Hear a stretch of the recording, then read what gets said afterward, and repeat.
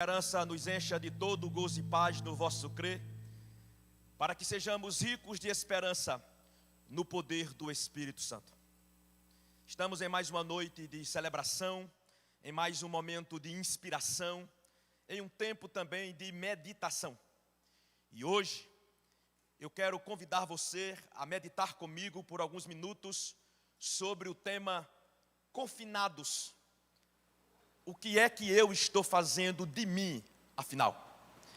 E conquanto as referências para um tema como esse sejam muitas, eu queria convidar você para abrir a Bíblia num texto que eu particularmente gosto, que me ensina bastante sobre as questões da vida e que penso que cai muito bem para o dia chamado hoje, principalmente depois dos dados desta semana com relação aos números dos vitimados pela Covid-19 e também diante das novas regras de confinamento para esta nova semana.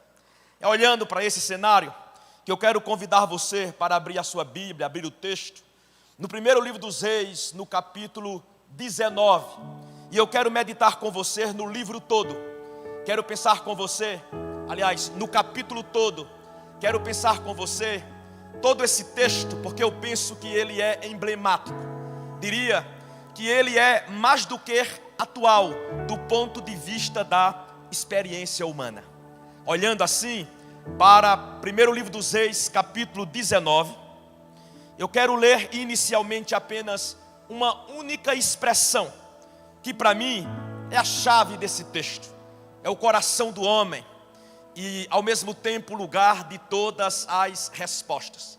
Eu penso que nesse caso, esse texto nos chama a atenção para a maneira como nós nos vemos e o modo como nós nos enxergamos em cenários assim. Pensando dessa forma, eu quero tomar como referência inicialmente a expressão final do versículo 13 do capítulo 19 do primeiro livro dos Reis. A história, alguns de vocês conhecem. Em síntese, é basicamente assim. Primeiro livro dos Reis, capítulo 19, tem como personagem principal um profeta emblemático chamado Elias. Um homem que aparece do nada no capítulo 17 desse livro e que vai viver experiências de vida marcantes. Até que no capítulo 19, ele se depara com um cenário novo. E ao se deparar com um cenário novo, ele vive uma crise existencial profunda. E é a partir dessa crise existencial profunda que uma voz lhe vem, uma voz interior lhe vem e lhe faz a seguinte pergunta. Primeiro livro dos Reis, capítulo 19, verso 13, última expressão diz assim: que fazes aqui, Elias? Que fazes aqui, Elias? Acho que essa pergunta pode se aplicar a mim e a você. E eu queria que no lugar do nome de Elias você colocasse o seu próprio nome. Em termos bem práticos, seria mais ou menos assim: que fazes aqui, Ezi? Que fazes aqui, Jason? Que fazes aqui, Luciano? Que fazes aqui, Andréia? Que fazes aqui, Deise? Que fazes aqui, Alain? Que fazes aqui, Marcelinho? Que fazes aqui, Vivi? Penso que cabe aqui colocar o nosso nome, porque a reflexão de hoje pretende nos tratar muito nessa dimensão pessoal. E como eu já disse, a partir desse lugar profundo de cada um de nós. A grande pergunta é: que fazes aqui? Confinados, o que é que eu estou fazendo de mim, afinal? Olhando para o cenário da sua casa, eu lanço uma outra pergunta. Você tem quadros em casa? Olha aí para o lugar aonde você está acomodado. Seu quarto, a sala, a cozinha, quem sabe a sua varanda. Olhe para essas paredes que talvez você não tenha ainda prestado tanta atenção nelas e pergunte a si mesmo: o que é que esses quadros que você mantém diante de si, pendurados nessas respectivas paredes, comunicam ao seu próprio respeito. E por que é que eu estou dizendo isso? Porque um quadro, geralmente, ele é composto por imagens. Um quadro, ele é composto por cores. E todo quadro, tenha ele dizeres ou não, é também composto por dizeres ou por algum tipo de comunicação. Um quadro, em geral, ele nos remete ao campo das emoções. Um quadro, em geral, nos remete ao campo das nossas experiências. Um quadro, em geral, pode também nos remeter ao campo das nossas passagens, travessias, mas também mudanças de lugares.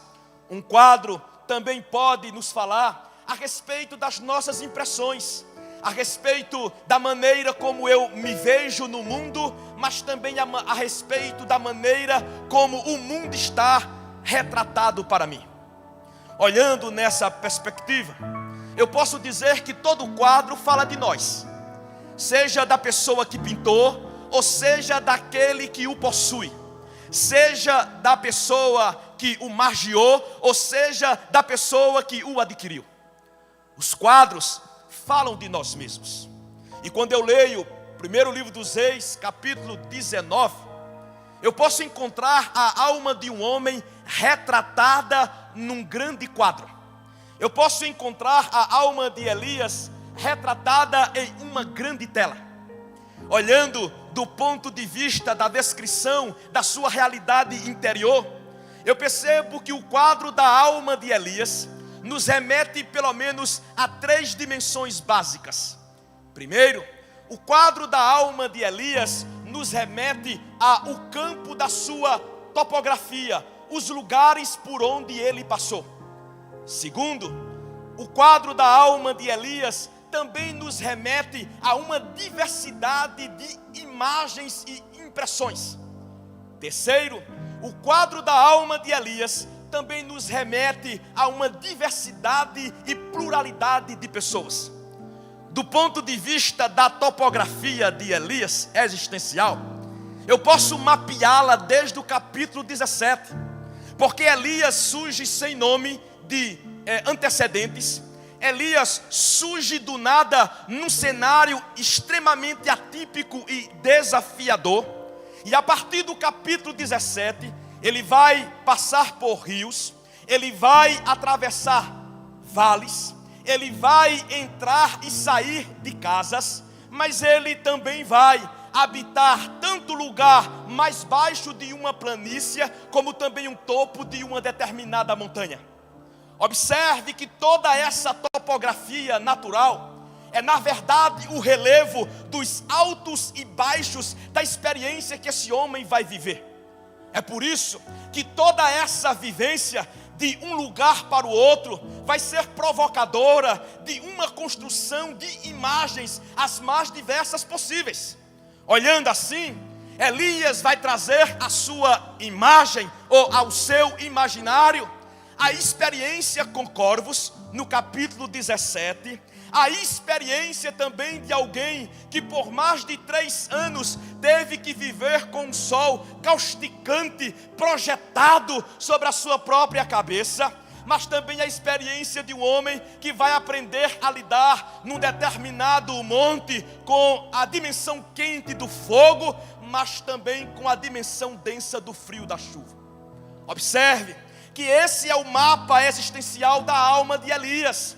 Há topografias, há cenários, mas há também imagens. E aí é interessante que é justamente nesse contexto da realidade social e também do ponto de vista da sua imaginação que Elias vai passar a conviver com pessoas. Sim, no quadro da alma de Elias, nós encontramos as presenças de reis, rainhas e plebeus.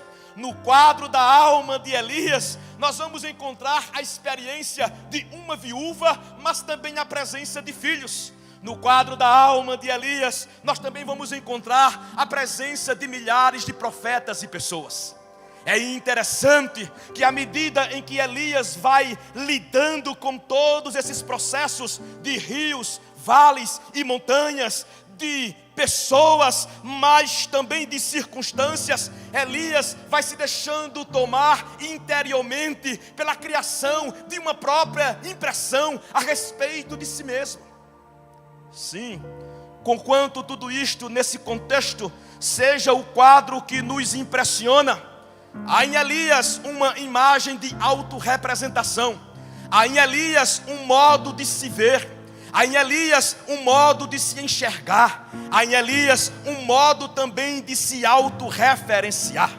Ora, conquanto o quadro de Elias nos impressione aqui, eu também posso dizer que eu passo a me identificar com ele, à medida em que todas essas imagens exteriores à vida de Elias, ela traga sobre ele o peso de uma vida que precisa de uma resposta e que exige a todo tempo dele uma saída, uma solução e, por que não dizer, um lugar construtor de sentido. Olhando para fora, não há ninguém naquele cenário mais livre do que Elias. Até porque em tempos de seca, ele era o único que tinha a liberdade de ir e de vir, porque existia sob o céu de uma sentença de Deus que havia dito a ele, tanto o tempo da sequidão, como também o momento em que a chuva voltaria a cair. No entanto, se Elias é aqui o homem mais livre nesse cenário externo, no capítulo 19, nós vamos observar de que não há ninguém que se viu mais confinado do que ele existencialmente. Não há ninguém que se viu confinado mais do que ele emocionalmente. Não há ninguém que tenha se visto confinado mais do que ele do ponto de vista da experiência humana. Ora, me parece que isso tem tudo a ver conosco. Me parece que tudo isso tem a ver com o nosso tempo. Nosso tempo é um tempo de novos quadros. Nosso tempo é um tempo de novas telas. Estamos tendo que nos acostumar, aspas, com uma realidade nunca vista na nossa geração. E eu diria, nunca vista na história do Ocidente. Estamos tendo que nos acostumar com um quadro de adversidades que nos desafia a todo tempo, não somente com relação ao lugar aonde nós vamos, mas acima de tudo ao modo como nós nos compreendemos. É a partir desse tipo de experiência externa e interna que nós vamos respondendo de acordo com a energia que nos comporta, mas também com a fé que nos habita. Observe, meus queridos, em momentos como o nosso, nós lidamos com muitas topografias, ruas vazias, escolas silenciadas, igrejas quase que fechadas totalmente, supermercados quase sem consumo, praias desérticas e cenários de profunda desabitação. Do ponto de vista da experiência das imagens, o quadro que nós criamos muitas vezes é um quadro de desolação, é um quadro de desordenação, e é também uma imagem que nos coloca entre esses movimentos do estar isolado e ao mesmo tempo querer se sentir totalmente pleno e livre. É nesse cenário que surgem as nossas experiências com as pessoas. Sejam governos, como Elias viveu com Jezabel e Acabe, sejam profetas, como Elias teve que viver e também enfrentar no topo do monte, cada um trazendo consigo a postagem de uma determinada verdade, mas também seja a experiência de mulheres, de meninos, de homens, de rapazes, que vivendo as durezas do seu tempo, estão também tendo que responder às suas necessidades físicas e também às suas necessidades espirituais.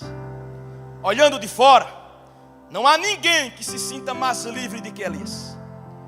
Mas olhando de dentro, não há ninguém que se sinta mais confinado do que ele. E por que é que eu estou dizendo isso? Porque conquanto no capítulo 18, Elias seja o portador de uma grande vitória, no capítulo 19, Elias é aquele que vai fazer uma viagem por dentro e vai viver uma experiência de confinamento existencial. Vai viver uma experiência de mergulho em si mesmo. E ao fazer essa experiência, a ideia de liberdade de Elias se compromete. E a sua própria imagem com relação a si mesmo é alterada, mudando acima de tudo a maneira como ele pensa a vida, o modo como ele pensa a sua vocação e, acima de tudo, a maneira como ele olha para os dias de amanhã e os tempos chamados de futuro. Olhando para o texto, a pergunta que nós fazemos é: em que consiste a natureza dos processos de confinamento existenciais de Elias? Coloco aqui pelo menos 3 aspectos, 3 pontos importantes. Primeiro, eu percebo que Elias, ele se isolou interiormente. A Bíblia diz do verso 1 até o verso 3, que Elias passou a observar a vida a partir das vozes que lhe ameaçavam. Sim, a Bíblia diz que no capítulo 18, ele canta uma grande vitória. Mas ao descer do monte e ao se deparar com a realidade do vale, vem até ele uma ameaça de Jezabel, a esposa de Acabe, dizendo que vai matá-lo, dizendo que vai cefá-lo, dizendo que vai determiná-lo historicamente. A impressão que veio à alma de Elias foi aquela determinada por um medo. E aí a Bíblia nos diz no versículo 3, que Elias temeu assustadoramente. Observe que aqui agora não se trata simplesmente da experiência de um homem que é livre para ir e vir, mas é alguém que se sente aprisionado, manietado e acorrentado pelas ameaças que lhe sobrevêm. Esse é o Elias que sofre antecipadamente. Esse é o Elias que se deixa tomar por um sentimento de morte antes mesmo que a vida acabe. Esse é o Elias que se deixa tomar por um sentimento de antivida antes mesmo que a ameaça se concretize. E aí, ao fazer esse movimento no interior da sua alma, Elias permite que as vozes da ameaça lhe determinem as emoções, lhe determine as motivações e ao mesmo tempo também lhe determine os caminhos do seu próprio existir. Confinado em si mesmo, Elias já não para mais para ouvir a voz do seu Senhor. Ele mesmo já não se sente nem mesmo nem mais a voz do seu próprio Deus como profeta, mas é alguém que deixa reverberar no íntimo da sua alma a voz da ameaça que lhe diz que ele corre grande risco e que a qualquer momento a sua vida pode ser ceifada. Ao se deixar tomar pelas vozes que o ameaçam, Elias faz um caminho para dentro, tenta se esconder antes de tudo interiormente. E ao fazer esse caminho, ao invés de encontrar um lugar seguro, Elias se vê andando na alma, no corpus de um grande labirinto, no corpus de um lugar para onde a sua alma se dirige. Já não há saída, já não há portas, já não há expectativas, já não há também nenhum tipo de possibilidade. 2. Ao se confinar interiormente, Elias também se isola socialmente. A Bíblia diz no versículo 4 que ao lidar com conflitos interiores, Elias passa a comprometer relações exteriores. E aí a Bíblia nos diz no versículo 3 e 4 que a primeira atitude que Elias toma é de abandonar o seu companheiro, é de abandonar o seu amigo, é de deixar para trás aquele que era o seu porto seguro nas horas mais difíceis, mas também o seu lugar de referência, de comunicação, de autocompreensão e de relação humana. E por que é que Elias faz isso? Porque ao se deixar tomar pelas vozes da ameaça, Elias passa a avaliar as relações pelos critérios dos riscos. E aí ele se isola do seu amigo e companheiro de caminhada. Primeiro, porque ele quer salvar a si mesmo. Segundo, porque é uma tentativa desesperada de não colocar o rapaz sob risco. Mas ao mesmo tempo que Elias faz isso, o resto do texto vai nos dizer que o que há em Elias é uma certa desconfiança com relação às posturas de lealdade e de confiabilidade que muitas pessoas tinham devotado a ele. Ora, no capítulo 18, lá no topo do monte, todas as pessoas gritam que só o Senhor é Deus e que Elias é profeta de Deus de verdade. Mas passado esse tempo, depois que a chuva cai, o próprio Elias diz assim: muitos profetas morreram, o povo me abandonou e eu me sinto cada vez mais sozinho. Ora, ao se isolar interiormente e ao entrar no labirinto da sua alma, Elias constrói um cenário de conflitos. Todavia, por causa dos seus conflitos interiores, ele compromete as suas relações sociais, simplesmente porque ele analisa toda a relação social do ponto de vista do risco e do ponto de vista da ameaça. Esse é o Elias que se recusa a caminhar com. Esse é o Elias que se recusa a estar do lado ou ao ter alguém consigo. Esse é o Elias que já não tem tanta disposição nem de lutar por ele mesmo, nem também de tentar preservar e salvaguardar aqueles que são parceiros de caminhada. Esse é o Elias que tenta fugir sozinho. No entanto, ao mesmo tempo em que ele acha que é o herói de si mesmo, ele acaba se tornando no vilão das suas próprias relações. O isolamento emocional sempre vai nos levar ao isolamento social. E aqui você há de convir comigo que boa parte dos problemas externos que nós temos com terceiros, que temos com as pessoas que caminham conosco, posso dizer que a grande maioria desses conflitos, ela nasce justamente dos nossos conflitos internos.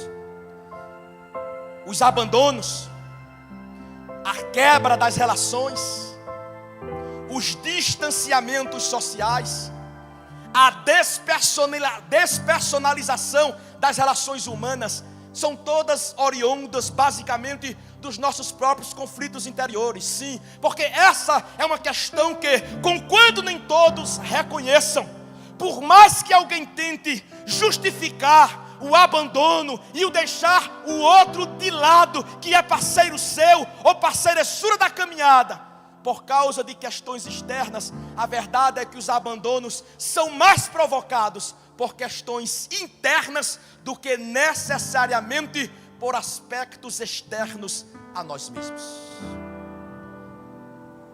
Por causa dos seus próprios labirintos internos, Elias faz da vida social uma guerra. E aí, na intenção de preservar a si mesmo, ele acha que pode comprometer as suas relações, sem se dar conta que cada vez o movimento que ele faz é de confinamento, é de perda em si mesmo, e é ao mesmo tempo de um mergulho profundo no nada e numa profunda crise de sentido. 3. O que consiste os processos de confinamento de Elias? 1. No isolamento interior, porque ele se deixa mover pelas vozes da ameaça. 2.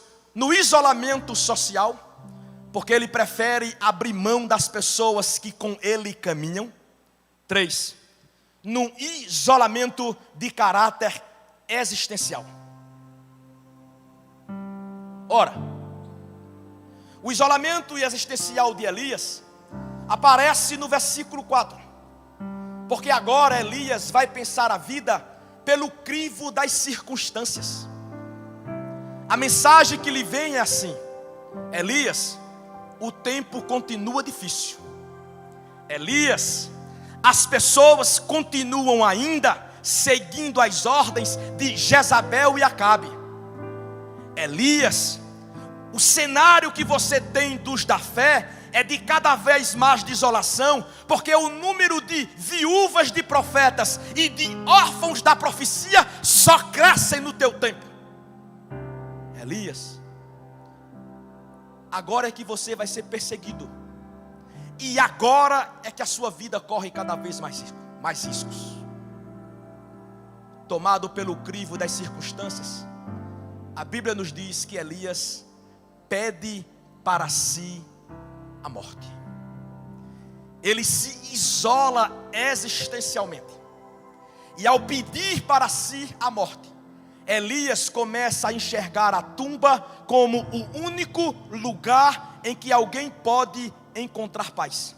O único lugar em que alguém pode encontrar consolo.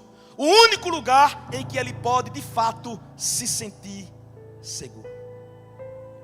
Do ponto de vista geral, eu diria que a síntese dessa experiência de confinamento existencial de Elias consiste numa grande confusão entre três aspectos que nos influenciam: o tempo, o dia e, ao mesmo tempo, a nossa experiência do cotidiano. Do ponto de vista do tempo, Elias teve que conviver com 3 anos de espera. Depois de 3 anos de espera, ele só teve um dia de glória. E depois de 3 anos de espera, um dia de glória, ele agora vai ter que lidar com um cotidiano difícil. O que é que nós temos aqui? O chão das nossas experiências. Porque me parece que a vida consiste justamente nessa tríade de conflitos e de adversidades. Me parece que de dia e de noite, a nossa experiência tem sido de, ao longo dos anos, ter que lidar com o signo da esperança. Ou melhor, o signo da espera. E aí me parece que para alguns, a vida consiste mais em tempos de espera do que em dias de glória. E muitas vezes, nós achamos que a vida consiste mais em tempo de espera do que em dias de glórias, porque nos deixamos conduzir por um cotidiano duro, por uma realidade precária, aonde de dia e de noite a ameaça nos bate à porta e o medo assola as paredes e as janelas dos nossos próprios corações. A sensação que nós temos é de que viver consiste em espera, é de que existir, me parece, ter que simplesmente se conformar com 1, 2 ou meia dúzia de grandes realizações. E de que o cotidiano exige de nós mais energia do que nós temos, mais força do que nós abrigamos e ao mesmo tempo mais fé do que aquilo que nós imaginávamos. O que é que tudo isso provoca em nós? Tudo isso provoca em nós um impacto na mente. Tudo isso provoca em nós uma maneira diferente de pensar. Tudo isso impacta em nós a maneira como nós lemos o dia, a maneira como nós vemos a nossa história e a própria maneira como nós nos vemos em cenários de confinamento. Do ponto de vista prático, a mente de Elias faz 3 grandes viagens. Primeiro, faz a viagem da fé para a fadiga. Segundo, faz a viagem da sombra para a caverna. Terceiro, faz a viagem do silêncio para a melancolia. Veja que coisa interessante isso. No versículo 4, a Bíblia diz que Elias faz a viagem da fé para o cansaço. Ele chega no versículo 4 e diz: basta, não aguento mais, terminou, acabou, não desejo mais ir adiante. Mas sabe o que é mais interessante? É que se no capítulo 18 ele é o herói da fé, no capítulo 19 Elias é na verdade o vilão do seu próprio cansaço. E quando você faz uma leitura geográfica de todos os percursos que Elias vivenciou, você vai ver que do capítulo 18 até o capítulo 19, Elias andou sozinho cerca de 490 quilômetros. Detalhe, a pé. É por isso que quando ele chega no capítulo 19, ele diz: basta, eu estou cansado. Cansado fisicamente, cansado mentalmente, cansado espiritualmente. E aí ele diz que se sente fadigado. E esse Elias que diz que está cansado aqui, no capítulo 19, é o mesmo que sozinho chamou para o embate 900 profetas de Baal quase. Esse é o Elias que enfrentou rei, rainha e império sozinho. Todavia, observe que apesar de toda a sua muita energia, houve um dia em que Elias cansou. E por se ver cansado, grita para si mesmo: eu não quero viver mais nenhum dia depois de hoje. Também não quero mais empreender nenhuma iniciativa após a atitude de parar. E não desejo em hipótese nenhuma me envolver em nenhum projeto novo, ainda que esse projeto novo seja de Deus para a minha vida. Ao dizer basta, Elias estava dizendo basta inclusive para Deus. Ele estava dizendo assim: Senhor, já não aguento mais ser profeta nessa geração. Já não aguento mais ter que lidar com a minha vocação profética. Já não aguento mais ter que lidar com os meus próprios desafios. Eu estou cansado de mim, eu estou cansado da vida e eu estou cansado de ti. Basta, Senhor, aqui eu paro. Qual é a viagem que Elias faz na mente? É a viagem da fé para o cansaço. E como isso fala da minha humanidade? E como isso fala de mim? E como isso me diz que os heróis da fé não são super-heróis de fato. São apenas homens que, movidos por um senso de divindade, se colocam contra os desafios da própria vida e contra as adversidades que lhes vêm. Elias está me dizendo que do ponto de vista da experiência da fé, não há heroísmo, porque o que existe na verdade é um coração de um homem cansado, de um homem que já não aguenta mais tanto conflito, de um homem que já não aguenta mais tanto sangue derramado, de um homem que já não aguenta mais tantas idas e vindas, de um homem que já não aguenta ouvir o choro de tantas viúvas e ao mesmo tempo o lamento de tantos órfãos. Elias vem e nos diz que a sua mente faz uma viagem, a viagem da fé para o cenário da fadiga, aonde ele não quer outra coisa senão um tempo para parar e ficar sozinho. Diga-se de passagem, de preferência sem Deus, apenas com Ele mesmo. 2. Qual é a viagem da mente de Elias? É a viagem da sombra para a caverna. A Bíblia diz no versículo 5 que primeiro ele se deita embaixo de um zimbro. É uma planta, uma árvore com quase 3 metros de altura, com folhas muito pequenas e que projetam pouca sombra debaixo daquele sol causticante. Mas ali, mesmo naquela pouca sombra, Elias quer descansar, Elias quer ficar, Elias quer parar. No entanto, ele sai de debaixo daquela sombra pequena para o lugar escuro e difícil de uma caverna profunda. Elias se deita debaixo daquela árvore. É o Elias que quer cada vez mais menos luz. É o Elias que quer cada vez mais habitar a escuridão profunda.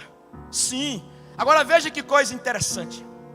No capítulo 18, Elias vê fogo do céu, a glória de Deus. No capítulo 19 até o versículo 4, ele está debaixo de pouca sombra. E agora no versículo 5, o melhor lugar para ele e o mais seguro lugar para a sua alma é uma caverna profunda. Qual é a viagem que Elias faz? É a viagem da glória para a pouca sombra e da pouca sombra para trevas profundas. Eu estou falando de cenários da alma. Eu estou falando do movimento de alguém que sai da alegria para a tristeza e da tristeza para uma depressão profunda. Eu estou falando para pessoas que num tempo se moveram por grandes energias, depois tentaram se renovar em suas poucas forças e que agora se sentem esgotadas em si mesmas. Pessoas bem intencionadas, gente que até um dia professou fé incondicional em Deus, mas que agora está tendo que dizer, inclusive para Deus, que já não quer mais ver glória no topo do monte. porque o melhor lugar para estar mesmo é no lugar escuro de uma caverna e de preferência sozinho e sem Deus me chamando para fazer qualquer outra coisa. Em que é que consiste a mentalidade de Elias? A mentalidade de um homem que sai da fé para o cansaço. A mentalidade de um homem que sai da sombra para a caverna. Mas a mentalidade de um homem que sai do silêncio para a melancolia. No capítulo 18, Elias é o pregador para multidões.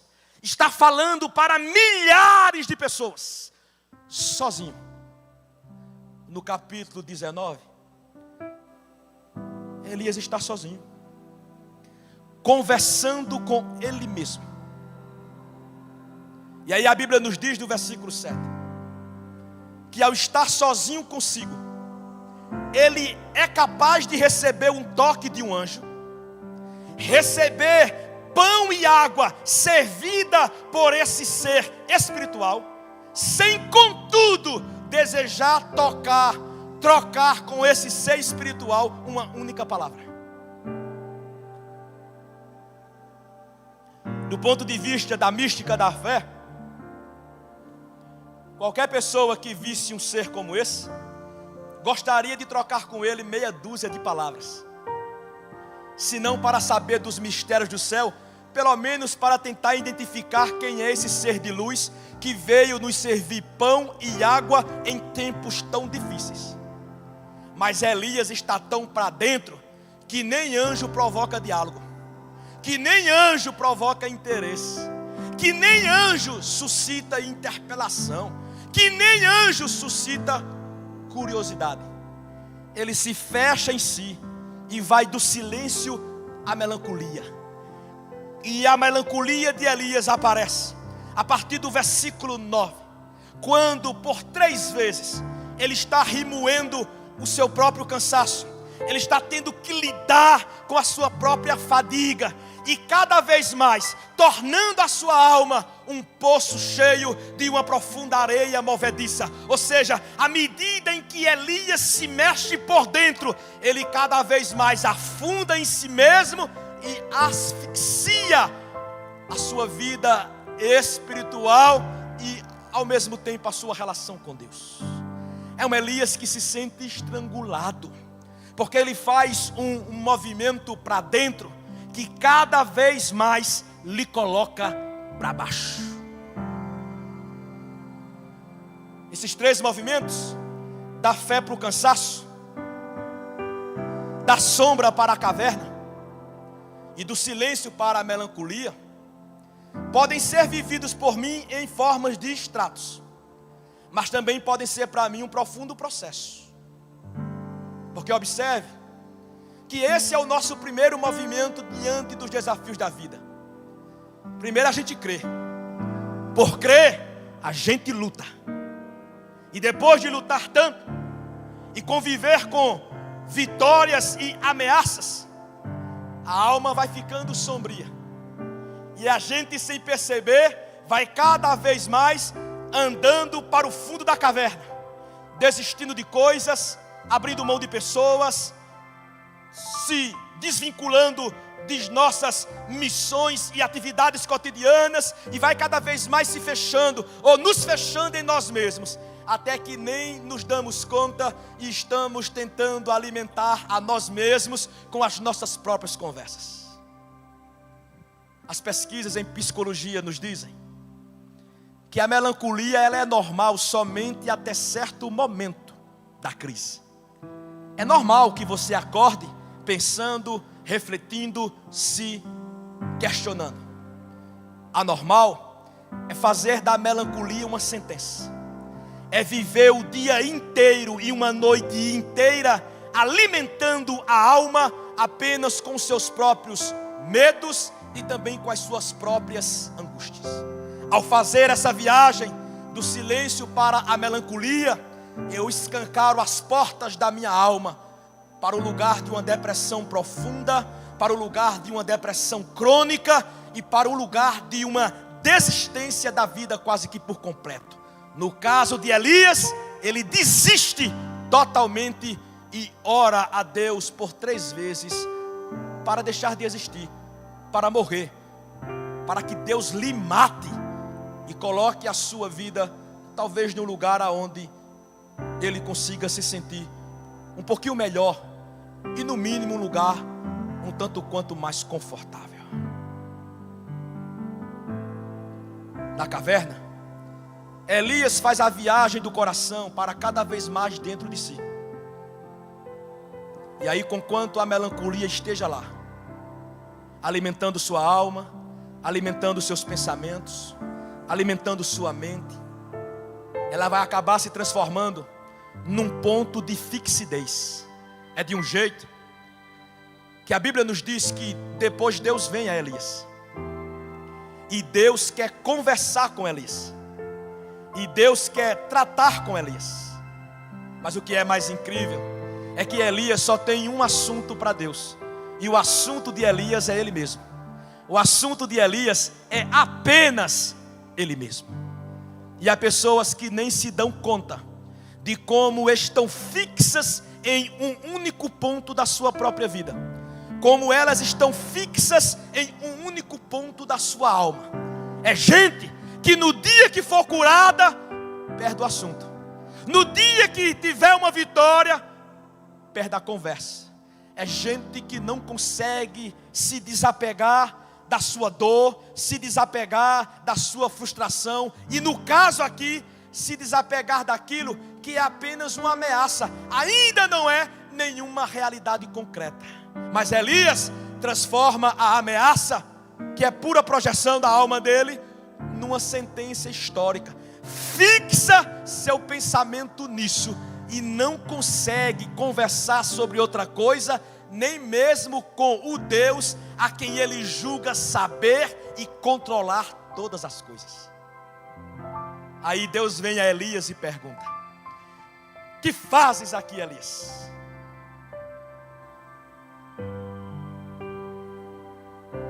E ele diz: estou vindo de uma viagem. A verdade, Senhor, é que mataram teus profetas e eu fiquei só. E aí Deus vem e diz: o que fazes aqui, Elias? E ele repete de novo a conversa. O que fazes aqui, Elias? E ele repete de novo: eu estou só, eu estou só, eu estou só, eu estou só. Dá para você perceber como nós nos confinamos existencialmente? Como muitas vezes o nosso problema não é apenas de ordem de mobilização, ou seja, o direito de ir e vir. Dá para perceber que a nossa questão geralmente não é de mobilidade, é uma questão mesmo de cenário da alma.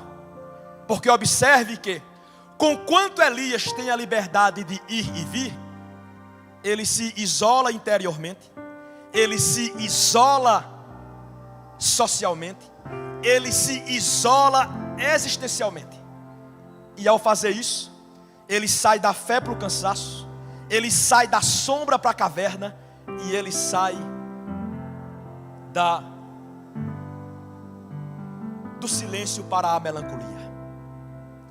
Mergulhado em si mesmo, Elias só tem um projeto de vida: morrer. Mergulhado em si mesmo, Elias só tem um projeto existencial: deixar de existir. Mergulhado em si mesmo, Elias só vê uma opção para a sua história: colocar nela um ponto final. Elias está confinado em si mesmo. Confinado em si mesmo. Deus não traz para Elias uma receita. Confinado em si mesmo, Deus não traz para Elias nenhum livro com teoria comportamental. Confinado em si mesmo, Deus apenas pergunta a Elias: que fazes aqui, Elias? E ao perguntar que fazes aqui, não é sobre o lugar que Deus quer saber, mas é se Elias tem clareza sobre quais foram as leituras que ele fez, quais foram as emoções que lhe motivaram e quais foram as decisões que ele tomou, que fizeram com que a sua alma cada vez mais se encavernasse e se isolasse no âmbito de si mesmo. Ao perguntar sobre aonde Elias estava, Deus não está perguntando sobre o lugar, mas Deus está perguntando sobre o modo como Elias se compreende por dentro, a maneira como Elias se enxerga por dentro. E se Elias tem clareza sobre o lugar aonde ele tenta se esconder e fugir de Deus e da vida, no íntimo do interior da sua própria alma. A pergunta que Deus faz a nós nessa noite é: que fazes, Ezi? Que fazes, Maria? Que fazes, João? Ou seja, você tem clareza do lugar existencial em que você está? Você tem clareza da sua condição emocional? Você tem clareza dos seus quadros interiores? E será que a sua crise de sentido é mesmo por falta de mobilidade ou é por falta de sentido para a alma? A pergunta que se faz é: você está sofrendo porque não pode circular nas ruas, ou você está angustiado porque se sente encavernado ou encavernada dentro de si mesmo? Olhando para esse cenário e investigando a nós mesmos, a pergunta que se faz é: qual é a aplicação que a pergunta de Deus tem para Elias? E em que isso pode se apresentar para mim como uma proposta de enfrentamento para tempos tão difíceis, aonde as pessoas já não sabem mais o que estão fazendo de si mesmas? A Bíblia nos diz que o que vem para Elias não é um anjo, o que vem para Elias não é um profeta, o que vem para Elias não é também a realização de um novo milagre. A Bíblia diz que o que vem para Elias é uma voz interior, que o chama por dentro, que o convoca na alma e que tenta desprendê-lo do lugar obscuro aonde ele está, no íntimo de si mesmo. Em que direção vai isso? Em 3 direções. Primeiro, a voz que vem a Elias o confronta na sua verdade mais profunda. A Bíblia diz do versículo 9 ao 11 que Deus passa diante dos olhos de Elias. A Bíblia diz que vem o terremoto, mas Deus não estava nele. Vem um vento forte, mas Deus não estava nele. E a Bíblia diz que Deus simplesmente passa. E ao passar, Elias entende que está diante de uma realidade espiritual aonde a terra está conectada ao céu, e muito mais, aonde o Deus que habita o céu é também o Deus que está presente nos seus lugares e processos de encavernamento existencial. A Bíblia diz que Deus mergulha no lugar escuro aonde Elias estava situado. A Bíblia diz que Deus passa diante dos olhos do seu profeta.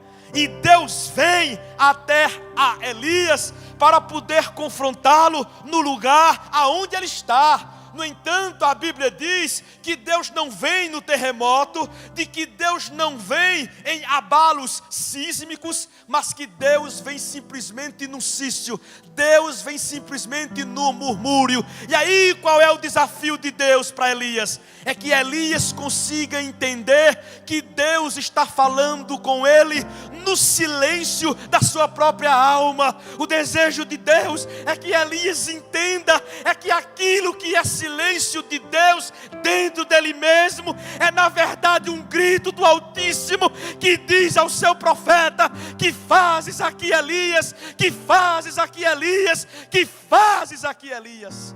É Deus dizendo ao profeta de maneira silenciosa que não o chamou para a caverna, que não o fez para a depressão, que não o fez para o abatimento, que não o fez para a derrota, que não o fez para o suicídio, que não o fez para a morte, mas que o está chamando mais uma vez para a vida em Deus e também para a vida em si mesmo. E por que é que Deus vem num murmúrio, num ventinho suave, interior na alma de Elias? Porque Deus sabe que o problema de Elias não é somente da ordem do social, é da ordem do íntimo e do espiritual, e que toda mudança que eu preciso viver no cenário externo precisa se dar, antes de qualquer coisa, no íntimo do meu próprio coração. Aí Deus, ao invés de gritar de fora, Ele vem e sussurra de dentro, a fim de que Elias perceba de que Deus está mais perto dele do que o ar que ele respira. Isso é extraordinário. É Deus dizendo assim: sinta a vida por dentro, mas não simplesmente sinta a vida por dentro, me sinta no íntimo do seu interior. E aí entenda, Elias, que os seus processos mentais mudarão, e a maneira como você se vê e analisa a sua história também mudarão, porque isso vai ser resultado de uma mudança interior, de uma mudança de disposição. E conquanto você ache que eu não estou mais em nenhum lugar, eu estou mais perto de você do que o ar que você respira, e estou chamando você de dentro para fora, para que você perceba que ainda há vida em você, de que conquanto você tenha pedido para morrer, a vida ainda está aí, gritando, querendo sair e tornar-se plena naquilo que eu sou, naquilo que eu chamei você para ser e naquilo que você tem que fazer de si mesmo. Isso é extraordinário. A voz que vem confronta Elias na sua verdade fundamental. E a verdade fundamental de Elias é que Deus é o seu Senhor e que a sua vida só faz sentido nele. E é por isso que Deus vem, a fim de lhe restituir por dentro. Não é somente o senso da fé enquanto pressuposto da crença, mas é o senso de que a vida só é vida em Deus, e que todo desejo do homem da morte encontra em Deus uma resposta por onde a própria morte pode ser suplantada e a vida pode acontecer plenamente, intensamente e de maneira diversa. Eu acho lindo isso, porque enquanto Elias está gritando para ele mesmo numa profunda melancolia, Deus vem e não grita, Deus vem e lhe fala silenciosamente ao coração, a fim de que Elias sinta a vida pulsando, a fim de que Elias sinta a vida pulando dentro dele, a fim de que Elias entenda que ele ainda não morreu e que há muita vida ainda para viver em Deus, nele mesmo e ao longo de toda a sua história. 2. Em que consiste a voz? A voz confronta Elias na sua verdade mais profunda. É a verdade dele em Deus e de Deus nele. 2. A vida também conecta Elias com um sentido fundamental. Do versículo 11 até o versículo 15. Depois de Deus perguntar a Elias: que fazes? E depois de Elias dar a Deus a mesma resposta: mataram os teus profetas e eu fiquei só. Deus vem no íntimo da alma dele, de maneira silenciosa, sem barulho, mas de poder e graça.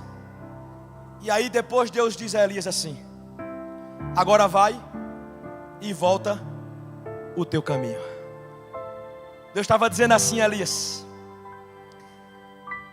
é que a reconstituição interior que Elias precisava viver deveria ser, na verdade, o seu dever de todos os dias, o dever de casa de todos os dias, porque Deus vai conectar Elias com o seu sentido da vida. Deus vai conectar Elias com o seu sentido profético. Deus vai conectar Elias com o seu sentido histórico. E aí Deus diz a Elias assim: vai e volta o teu caminho. Ou seja, te refazes por dentro, te reconstitui por dentro, te renovas por dentro, te ressignificas por dentro. Mas a partir daquilo que eu te chamei para ser, a partir daquilo que eu te dei para fazer, e a partir daquilo em que você se realiza no cotidiano da sua história.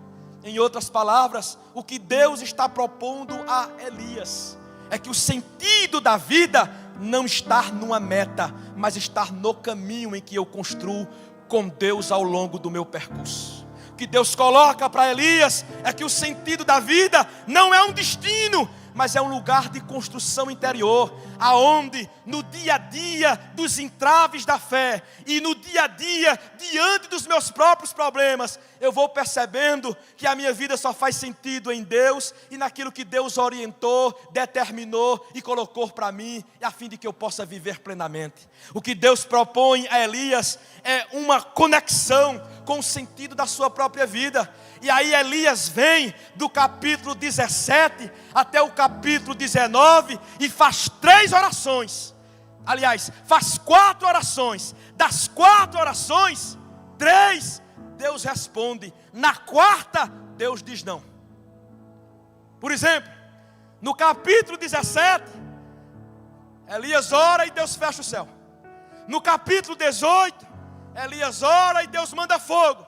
No capítulo 18, Elias ora e Deus manda chuva. No capítulo 18, Elias ora e Deus abençoa a viúva. No capítulo 19, Elias pede para morrer e Deus diz que não. E aí existem orações que nos salvam no não de Deus. Porque Elias é esse profeta que ora e Deus abre o céu, mas que não encontra em Deus o sim, quando o assunto é a desistência e a desmobilização. Eu diria assim, que ao longo da história de Elias, ele fez 7 grandes orações. Das 7, Deus só respondeu 6. A única que Deus não respondeu foi quando ele pediu para morrer. E aí eu entendo agora o que Tiago me diz, quando faz a afirmativa de que Elias era um homem semelhante a nós, ou que Elias é um homem semelhante a mim. Um homem que tem que lidar com as suas ambiguidades de fé, um homem que tem que lidar com seus altos e baixos, um homem que tem que lidar com seus próprios conflitos, mas um homem também que vai ter que aprender a lidar com o não de Deus, quando esse não de Deus é o melhor sim que Ele pode dar ao nosso próprio respeito. E por que Deus dá o não a Elias? Porque o projeto de Deus para Elias ainda não tinha acabado. Porque o projeto de Deus para a vida de Elias ainda não tinha terminado. E conquanto ele estivesse confinado, Deus estava chamando Elias para aquilo que Elias ainda não tinha vivido em Deus. É de um jeito que depois do capítulo 19, Elias ainda vai viver mais 13 anos. E ao longo dos próximos 13 anos, ele vai experimentar coisas extraordinárias. E detalhe, quando chega ao final desses 13 anos ainda de vida, depois de pedir para morrer, só de raiva, Deus vem e o arrebata. E sabe por que Deus faz isso? Porque eu aprendo com Enoque e com Elias, os únicos seres arrebatados no Antigo Testamento, de que a vida que Deus nos propõe é uma vida eterna. E essas pessoas estão no Antigo Testamento a fim de comunicarem a nós o que é vida de continuidade com Deus, o que é vida de plenitude com Deus, o que é vida de profundidade com Deus, o que é vida de vastidão com Deus. E aí Deus vem e diz a Elias: é que eu respondi todas as suas orações, mas essa última eu digo não. E sabe por quê? Porque eu não sou o Senhor apenas da morte, eu também sou o Senhor da vida. E eu também não somente salvo na morte, mas eu também posso salvar para além da própria morte, chamando você, sem passar por ela, para estar comigo eternamente. O que é isso? O mistério da graça de Deus, que transforma homens temporais em seres espirituais eternos. 3, e aqui eu vou para o final. O que é que a voz propõe a Elias? Primeiro, confronta Elias na sua verdade mais profunda. Segundo, conecta Elias com o seu sentido fundamental, aquilo que ele veio para ser e aquilo que Deus quer que ele seja eternamente. Por último, a voz move Elias na direção de um caminho novo. Eu acho isso maravilhoso. Do versículo 15 até o versículo 21, a Bíblia diz que Deus diz a Elias assim: Elias, vai e volta ao teu caminho. Agora preste atenção, não é voltar para a mesmice, não é voltar para fazer as mesmas coisas do mesmo jeito e para as mesmas pessoas e dos mesmos modos. Ele diz assim: o caminho da volta não é o caminho da mesmice, é o caminho da reconstituição. Mas uma vez reconstituído e ressignificado, Deus diz a Elias: agora saia da caverna e vá ungir Jeú, vá ungir Hazael e vá ungir a Eliseu. Porque nesses mandatos, Elias, a história continua.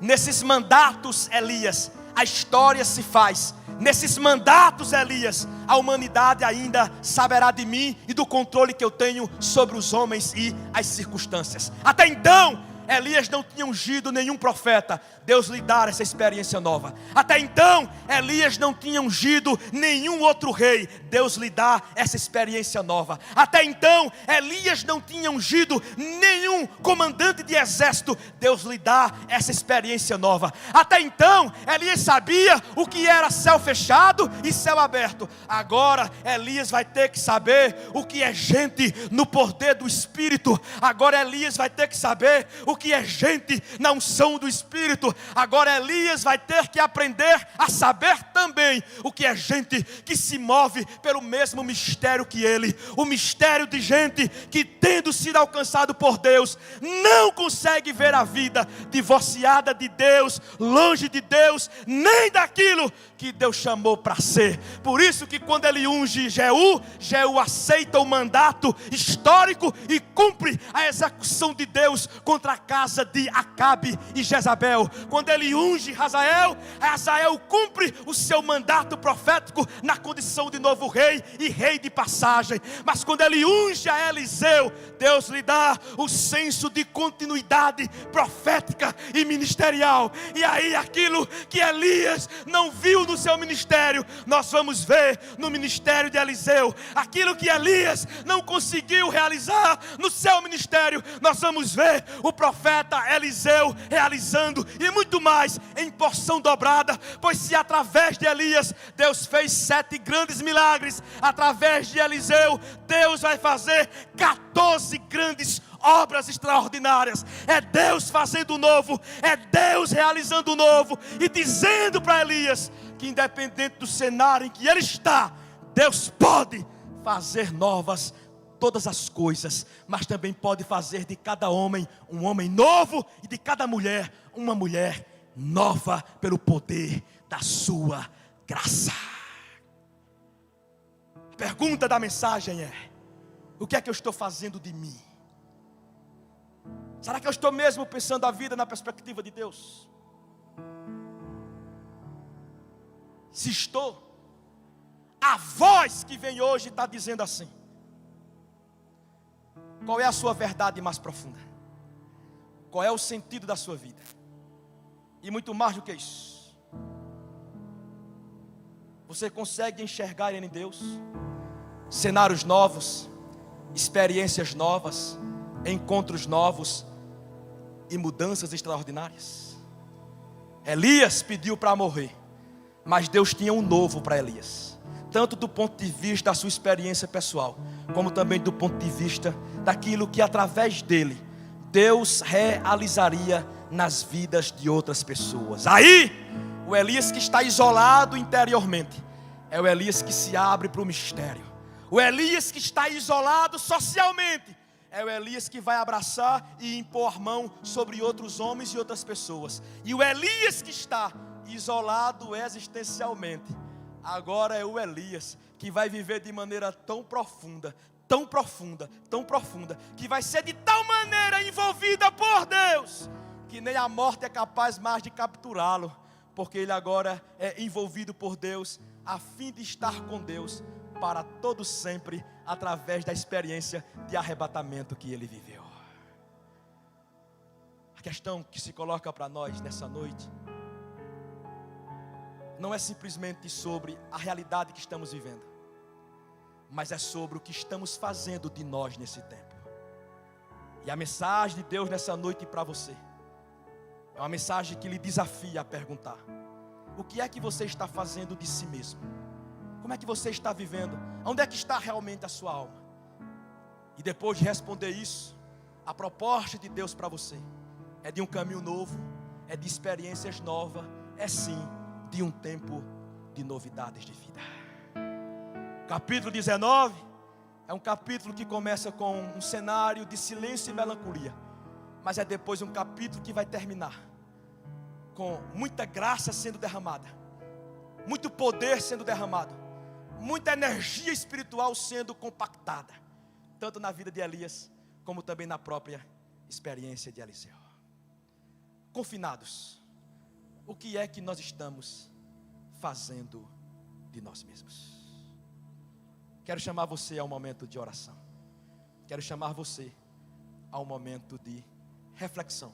Mas eu diria, um momento de entrega a Deus, movido pela fé, no novo que só Deus pode operar em nós e através de nós, no tempo chamado hoje.